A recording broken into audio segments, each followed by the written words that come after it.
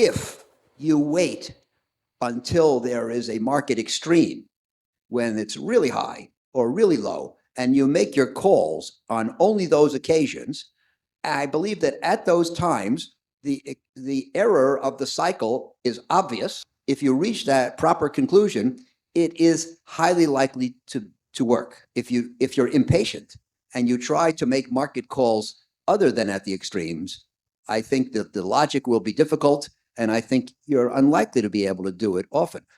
You don't get to do it often, but if you do it at the real extremes, it's extremely profitable, and you don't have to do it often to have it make a real addition to your investing record.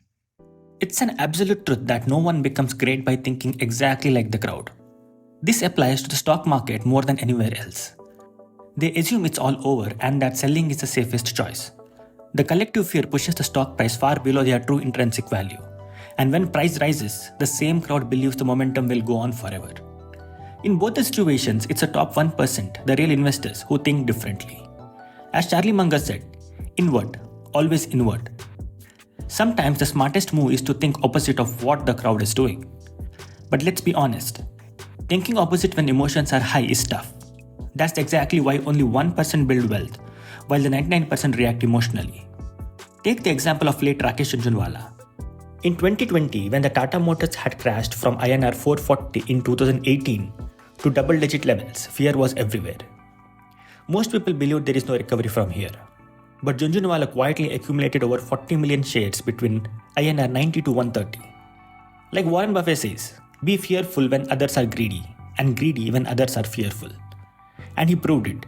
Tata Motors went on to peak at around 1,179 INR on 30th July 2024.